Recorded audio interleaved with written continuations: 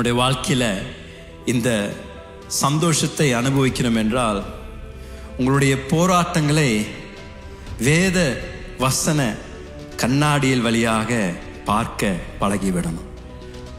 அப்போஸ்தலனாகிய பவுல் எவ்வளோ கடினமான போராட்டங்களை அவர் சந்தித்தாலும் அவருடைய நம்பிக்கையெல்லாம் ஆண்டவர் எப்பேற்பட்ட போராட்டமாக இருந்தாலும் அதை ஆண்டவர் எடுத்து அவருடைய சித்தத்தையும் நோக்கத்தையும் நிறைவேற்றுவதற்கு என்னுடைய வாழ்க்கையில் அவர் பயன்படுத்துவார் என்ற ஒரு நம்பிக்கை இருந்தது.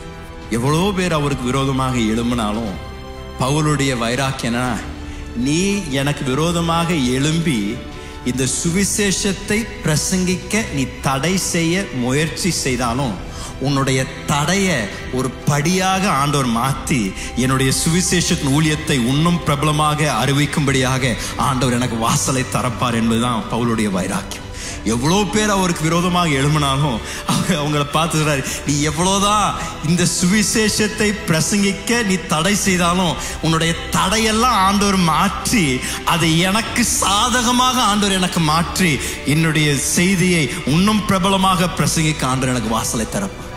உங்களையும் பார்த்து சொல்றேன், இது தேவ பிள்ளையுடைய ஒரு வெளியேற பெற்ற ஒரு பொக்கிஷம் என்று நான் சொல்றேன்.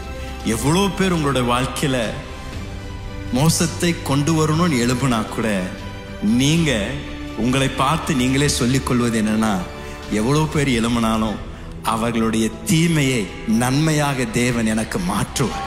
அவங்க எவ்வளோ தூரம் திட்டத்தை அவர்கள் செய்தாலும் என்னை அழிக்க, என்னை மோசமாக்க, என்னுடைய வாழ்க்கையில கெடுதி கொண்டு வருவதற்கு எவ்வளோ பேர் எழும்பினாலும் என்னுடைய தேவன் அவருடைய திட்டங்களை அவருடைய பிரயோஜனம் உள்ள அவருடைய நோக்கத்திற்கு பயன்படுத்த தேவன் வல்லவராயிருக்கின்றார்.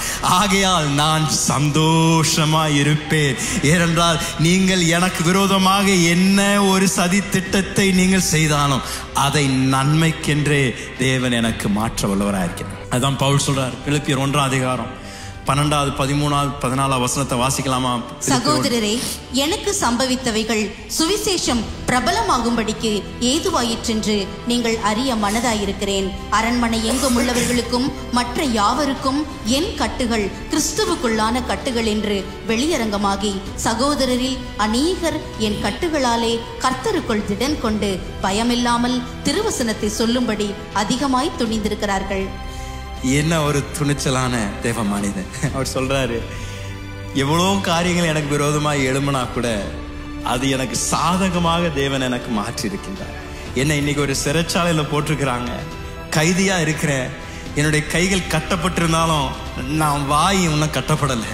ஆனால் என் வாயை திறந்து என்னை சுற்றி இருக்கின்ற அத்தனை பேருக்கும் இயேசுவை குறித்தும் அவருடைய நன்மை குறித்தும் அவர் எவ்வளோ பெரியவர் என்று ஒவ்வொருவருக்கும் நான் பிரபலமாக பேசும்படியாக ஆண்டவர் எனக்கு இப்போ தருணத்தை தந்திருக்கின்றார் என்று பவுல் அவருடைய இக்கட்டான சூழ்நிலையை எதிர்மறையாக பார்க்காமல் அது ஒரு வாய்ப்பாக சந்தர்ப்பமாக பார்த்து இதை கொண்டு கூட தேவன் அவருடைய சித்தத்தை என்னுடைய வாழ்க்கையில நிறைவேற்றுவார் என்று அவருக்குள் ஒரு நம்பிக்கை இருந்தது. உங்களையும் பார்த்து சொல்றேன், ஐயா அம்மா, உங்களுடைய பிரச்சனையை இன்றைக்கு ஒரு சந்தர்ப்பமாய் பாருங்க. உங்களுக்கு வேலை கிடைக்காம போய்விட்டதா, அது ஒரு சந்தர்ப்பங்க. உங்களுக்கு லோன் வராம போயிடுச்சுன்னா அது உங்களுக்கு ஒரு சந்தர்ப்பங்க. இன்னும் கல்யாணம் நடக்காம இருக்கு, அது உங்களுக்கு ஒரு சந்தர்ப்பங்க. என்னென்னலாம் உங்களுடைய வாழ்க்கையில சத்துரு ஒரு தீமையாக ஒரு எதிர்ப்பாக கொண்டு வரானோ அதெல்லாம் தேவ பிள்ளை ஒரு சந்தர்ப்பமாக பார்த்து இதை கொண்டு கூட தேவன் தம்முடைய மகிமையை என்னுடைய வாழ்க்கையில வெளிப்படுத்துவார். இதை கொண்டு கூட தேவன் எனக்கு ஒரு சாட்சியை ஏற்படுத்துவார். இதை கொண்டு கூட தேவன் ஒரு அற்புதத்தை செய்வார் என்ற ஒரு நிச்சயம் நமக்குள் இருப்பது அவசியம்.